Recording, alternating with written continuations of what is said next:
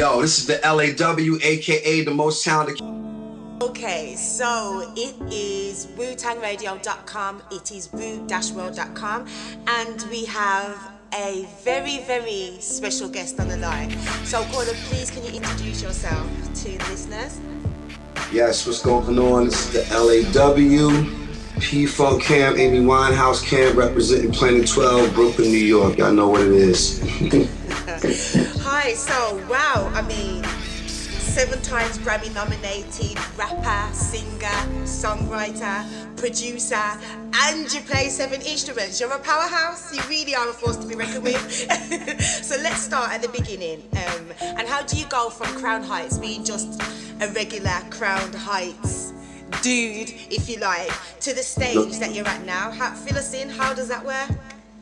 How does it work? I mean, there's no really set manual for it, especially when you come from an organic place, you know, being where I'm from. And as most people know, most of us Brooklynites came up real raw. I mean, you know, music was the love of my family. My family was my Juilliard for music, for lack of a better term. Okay, so because you mentioned your family there, because you're the grandson of the late, great blues legend Sam Bluesman Taylor, is that right? Yes, indeed. Oh, P-Funk, so George Clinton, is that the... Yes, the mentor, the high base of funk. Wow, so you came up under him. How does that work? Tell us a bit about that. Well, George knew that he was different.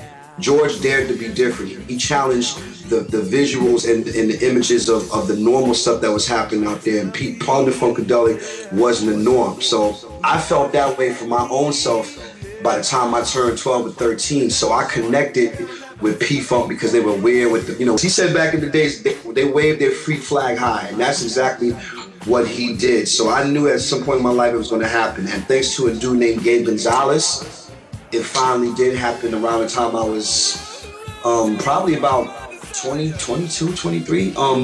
A 420 Foot Mob was playing at a club called Tramps in New York City, where all the legends who hated and kind of calmed down, this is the place they would play at for the diehard fans like us that really loved the funk rock and the real hip hop stuff. So I hooked up with Gabe. I became the lead singer of his group called Enemy Squad, which is a P-Funk offshoot of the main branch. And of course, as time went along, I eventually would meet George. George heard my demo through a friend of mine by the name of Sarah Traeger. The minute he heard it, he summoned me out to Florida. I ended up living with George for 3 months, and I made my first check as a producer, working with George. And then after that, I became an honorary member of the P-Funk Camp, working in various degrees. I was listening to some of your music. Let's talk about the St. Mark's. Is it St. Mark's Avenue Chronicles?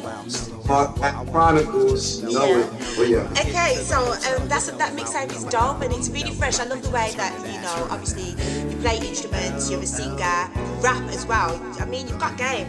So, a couple of things I wanted to touch on with that mixtape was first and foremost the mellow out with Sade. I just love Sade. I love Sade anyway. So tell us a bit about that. How did that come about?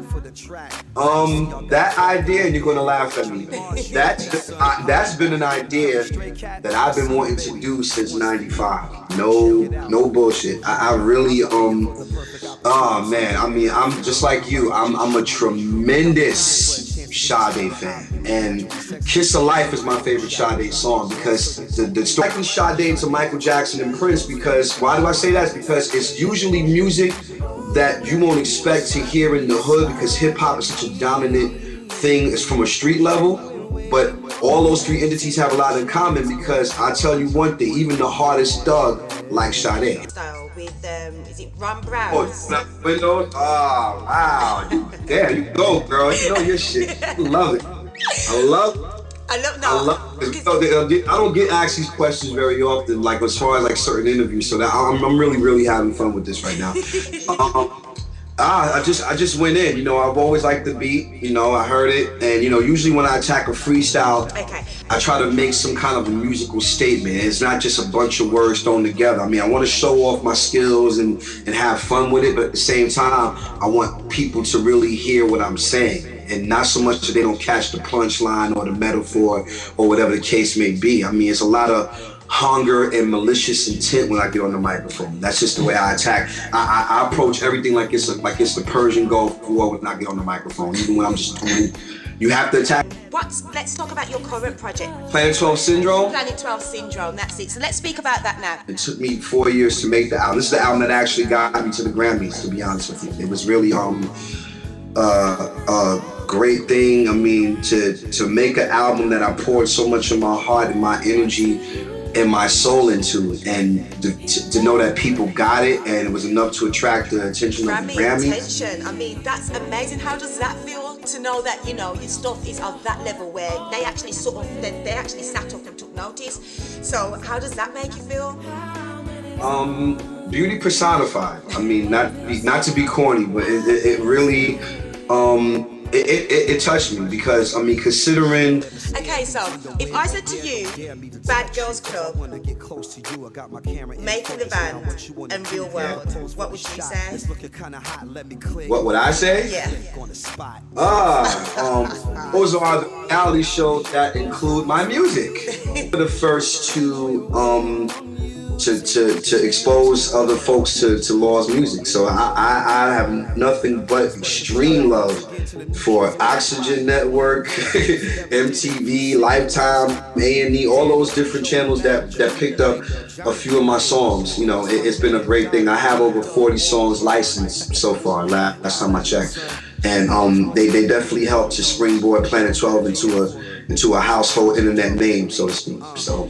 Fantastic. So Planet 12, I mean, what's the 2012 game plan for Planet 12? Attack everything moving, pretty much. That's the game plan. The game plan is always for us to stack up more accomplishments. You know, we're not sitting around waiting for labels to say, hey, you know, Law, we like what you do, we're gonna sign you or anything. I mean, we never did. That was the whole point behind me and my partner, DJ Khalif. You know, we've been doing this since high school, and we've achieved so much success on a social media and underground music level to where people are knowing. And then, like I said, when you do what I do, it's always easier, because you gotta remember, God forbid if rap was to shut down today, a lot of people would be out of job. Jeez. WuTangRadio.com. Wu-World.com. So that was Law at Planet 12 Law on Twitter. Oh my gosh, the repertoire is so huge, it's so deep. It couldn't possibly run in 20 minutes. So we'll be talking to Law again next week, right here on WuTangRadio.com, Euro Invasion. I told you we're doing it big. I mean, Law, 7 times Grammy nominated, like legendary blood.